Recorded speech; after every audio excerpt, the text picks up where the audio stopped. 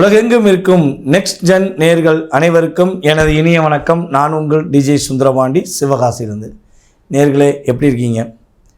தொடர்ந்து கிட்டத்தட்ட மாதம் உங்களை சந்திக்கலைன்னா நம் மனசுக்குள்ளே ஏதோ ஒரு சின்ன ஃபீலிங் வந்துடுது. ஏன்னா ஒரு உறவு போல், என்ன சொல்கிறேன்னா, ஒரு சகோதரனை போல், அதே போல் உங்களுடைய ஒரு மிகப்பெரிய நல்ல ஒரு நண்பனாக உங்களை சந்திக்கணுங்கிறது என்னுடைய ஆசை.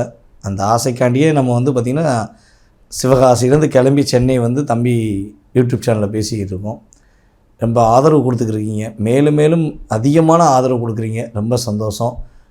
இப்போ நம்ம என்ன விஷயத்தை பேச போகிறோம் அப்படிங்கும்போது, நம்மளுடைய நவகிரகத்தில் சுப கிரகமாக, அதி உத்தம கிரகமாக கருதக்கூடிய, எல்லாராலும் எதிர்பார்க்குற ஒரு கிரகம் அப்படின்னா குரு பகவான் தான். அந்த குரு பகவான் தற்போது மே மாதம் எண்டில் தான் என்ன பண்ணார்னா, நம்முடைய மிதுன ராசிக்குள்ளே நுழைஞ்சார். இப்போ அவர் உள்ளே மே எண்டும்போது மே 2 இப்போ நல்லா இருந்தால் ஒரு 5 மாத காலங்கள் கடந்திருக்கு. அவர் இப்போ என்ன பண்ண போகிறான்னா, அதிசாரம் அப்படிங்கிறது என்னென்னா, கொஞ்சம் வேகமாக செல்வது. அதாவது ஒரு இடத்துல நம்ம ஒரு 6 மாதம் அந்த இடத்துல இருப்போம், இல்லை 1 வருஷம் இருப்போம், நம்ம மனசுக்குள்ள ஃபிக்ஸ் பண்ணியிருப்போம். திடீர்னு நம்ம இன்னொரு அந்த இடத்த விட்டு காலியாகி வேறு இடத்துக்கு போவோம், ஒரு தற்காலிகமாக போவோம். அதே மாதிரி தான் குரு பகவான் என்ன பண்ணுறாருன்னா, இப்போ மிதுன ராசிக்குள்ளே இருந்து கொஞ்சம் முன்னோக்கி செல்கிறார். பின்னோக்கி சென்றால் அது வக்ரம், முன்னோக்கி சென்றால் அது பார்த்திங்கன்னா அதிசாரம் அப்படின்னு சொல்லுவோம். அப்போ குரு பகவான் அதிசாரமாக தன்னுடைய மிக இஷ்டப்பட்ட இடம், குரு பகவானுக்கு ரொம்ப பிடிச்ச இடமே ஏன்னா அது கடகம்தான். கடகராசி தான் குரு பகவானுக்கு ரொம்ப ரொம்ப பிடிக்கும். அப்படிப்பட்ட இடத்துக்கு தான் உச்சம் பெற்ற இடத்துக்கு குரு பகவான் உள்ளே நுழைகிறார். அவர் எந்த மாதத்தில் என்ன தேதியில் உள்ளே வராரு அப்படின்னா, அக்டோபர் மாதம் 18ஆம் தேதி கடகராசிக்குள்ளே நம்மளுடைய குரு பகவான் உள்ளே நுழைகிறார். அவர் கிட்டத்தட்ட பார்த்திங்கன்னா அக்டோபர் மாதம் உள்ள 18ஆம் தேதி உள்ளே நுழைகிறவர் டிசம்பர் மாதம் 5ஆம் தேதி தான் பின்னோக்கி மறுபடியும் வக்ரம் அப்படிங்கிற நிலையில் முன்னோக்கி சென்றவர் மறுபடியும் பின்னோக்கி அதே போல் மிதுன ராசிக்குள்ளே மீண்டும் வருவார் என்பது கணக்கு. அப்போ குரு பகவான் கடகராசிக்குள்ளே நுழைவதனால் 12 ராசி நேயர்களுக்கும் என்னென்ன மாற்றங்கள் வரப்போகுது, உங்களுடைய வாழ்க்கையில் என்னென்ன முன்னேற்றங்கள் ஏற்பட போகுது, குரு பகவான் என்னென்ன விஷயங்கள்லாம் கொடுக்க போகிறார், என்னென்ன விஷயங்களில் ஒரு தடுமாற்றத்தை, சின்னதாக ஒரு தடுமாற்றத்தை கொடுக்க போகிறாரு அப்படிங்கிற பற்றி நம்ம விரிவாக பார்க்க போகிறோம். வாங்க வீடியோக்குள்ளே போகலாம். மேச ராசி அன்பர்களுக்கு குரு பகவான் பார்த்திங்கன்னா ராசிக்கு 9ஆம் இடத்ததிபதி மற்றும் ராசிக்கு 12ஆம் இடத்ததிபதி.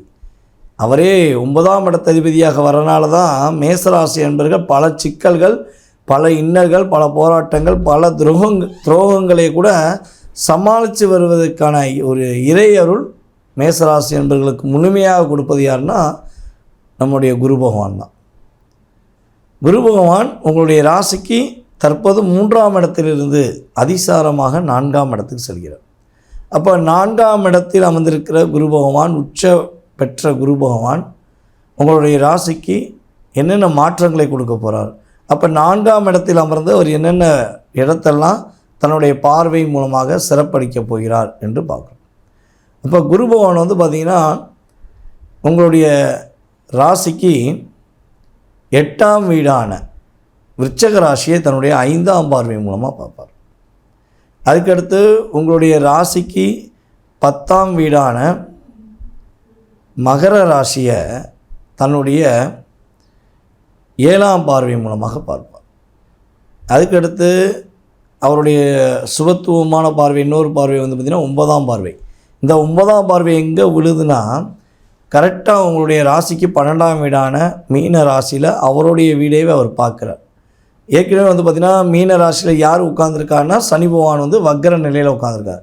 அப்போ வக்ர நிலையில் அவர் என்னென்ன மைனஸ், என்னென்ன டிஸ்டர்பன்ஸ்லாம் உங்களுக்கு கொடுத்தாரோ, ஒரு நிலையான தன்மையில் நிறையா விஷயங்களை கொடுத்தாரோ, அதை என்ன பண்ணுவார் குரு அப்படியே மட்டுப்படுத்துவார். அப்படியே ஸ்லோ, கொஞ்சம் பொறுமையாக இருங்க சனீஸ்வர பகவானே, நீங்கள் ரொம்ப டென்ஸ் ஆக வேண்டாம், அவங்க நம்ம சொந்தம்தான், நம்முடைய பந்தம்தான் அப்படின்னு சொல்லி என்ன பண்ணுவார், நாசுக்காக ஸ்டாப் பண்ணுவார். அப்போ உங்களுக்கு இப்போ என்னென்ன பாவகங்கள்லாம் ஒர்க் ஆகுதுன்னா, 8ஆம் இடம், அதுக்கடுத்து வந்து பார்த்திங்கன்னா உங்களுடைய ராசிக்கு 10ஆம் இடம், அதுக்கடுத்து உங்களுடைய ராசிக்கு 12ஆம் இடம். அப்போ 3 பாவக அமைப்புகள் உங்களுக்கு இங்கே வேலை பார்க்குது. இதனால் நம்மளுடைய மேச ராசி அன்பர்களுக்கு தேவையில்லாத இன்னல்கள், தேவையில்லாத பிரச்சனைகள், வம்பு வழக்குகள், செய்யாத குற்றத்தை செஞ்ச மாதிரி ஒரு லாக் ஏற்பட்டிருக்கு. ஒரு மிகப்பெரிய கடினமான ஒரு போராட்டத்தை கொடுத்துருக்காங்க. மிகப்பெரிய கஷ்டங்களை சந்திச்சுக்கிருக்கீங்கன்னா அந்த பிரச்சனைகள்லேருந்து வெளியே வருவீங்க. 2வது, உடல் ஆரோக்கியத்தில் வயிறு வலி சம்மந்தப்பட்ட பிரச்சனைகள், அதே போல் வந்து பார்த்திங்கன்னா மறைமுக உறுப்புகளில் ஏற்படுகின்ற பிரச்சனைகள், பாதிப்புகள் ஏதேனும் இருக்குது அப்படின்னாலும் சரி, அதே போல் இந்த ஃபைல்ஸ் நிலுவோம்ல, மூலம் நிலுவோம், அந்த சம்மந்தப்பட்ட பிரச்சனைகள் யாருக்காவது இருந்தாலும் சரி, ஓகே, இருந்தால் பாதிப்பு கண்டிப்பாக குறையும். ஆப்ரேஷன் பண்ணணும், வேறு வழி இல்லை அப்படின்னு சொன்னால் மட்டும் உங்களுக்கு அந்த பாதிப்புகள் உறுதியாக ஆப்ரேஷன் பண்ணாமல் தப்பிச்சுக்கிடுவீங்க. அதை தாண்டி வந்து பார்த்திங்கன்னா இன்னொரு விஷயம் வந்து பார்த்திங்கன்னா 12ஆம் உங்களுடைய ராசிக்கு 10ஆம் இடத்த குரு பார்க்குறதுனால புதிதாக தொழில் தொடங்குவதற்கான வாய்ப்பு, புதிய முயற்சிகள் நிறையா வரும். உங்களுடைய வாழ்க்கையில் வந்து பார்த்திங்கன்னா சொந்த தொழில் உங்களுடைய லட்சியமாக இருக்கும். அதுவும் தனிப்பட்ட முறையில் தானே செய்யணும்னு ஆசைப்படுவீங்க. அந்த இயக்கத்தை உருவாக்கி கொடுக்கக்கூடிய அமைப்பு நம்மளுடைய குரு பகவான் கையில் இருக்குது. அதே போல் உங்களுக்கு நிம்மதியான தூக்கம் இருக்கும். பயணங்கள் அதிகமாக மேற்கொள்வீங்க. வெளிநாடு பயணங்கள் போகலாம். அதே போல் திடீர் லாட்ரி ஷீட்டு, அந்த என்ன சொல்கிறோம், லாட்ரி ஷீட்டை நம்பி ஏமாந்துடக்கூடாது. இருந்தாலும் குரு பார்வையினால் ஒரு ஏற்றம் உண்டு. ஓகேவா? ஸோ திடீர்னு வந்து அதிர்ஷ்டங்கள் அப்படின்னு சொல்லுவோம்ல, திடீர் அதிர்ஷ்டங்கள் கிடைப்பதற்கான வாய்ப்பு. அதே போல் சூழ்ச்சியில் உங்களை லாக் பண்ண அத்தனை விதமான சூழ்ச்சியிலேருந்து வெளியே வருவதற்கான வாய்ப்பு. ஒரு நல்ல முன்னேற்றமான சூழ்நிலைகள் இருக்கும். நிம்மதியான தூக்கம் இருக்கும். பயணங்கள் உண்மையிலேயே வந்து பார்த்திங்கன்னா ஏதாவது ஒரு லாங் ட்ரைவ் போகலாமா அப்படின்னு சொல்லி போவதற்கான அமைப்பு, சூழ்நிலைகள் குரு பகவான் உங்களுக்கு கொடுக்க போகிறார். அப்போ மேச ராசிக்கு இந்த குரு அதிசாரமாக செல்வது மூலமாக மிகப்பெரிய ஒரு நன்மையான விஷயங்களும், அதை விட வந்து பார்த்திங்கன்னா இன்னல்கள், துன்பங்கள், துயரங்கள், கவலைகள், ஏமாற்றங்கள் இல்லாத ஒரு காலகட்டமாக கிட்டத்தட்ட வந்து பார்த்திங்கன்னா நம்மளுடைய அக்டோபர் மாதம் முதல் டிசம்பர் மாதம் வரையும் நீங்களாக, ராஜா ராஜாவாக, ராணி ராணியாக வாழக்கூடிய ஒரு அற்புதமான பொன்னான காலம்தான் இந்த குரு அதிசார பலன்களை தெரிஞ்சுக்கிறோம்.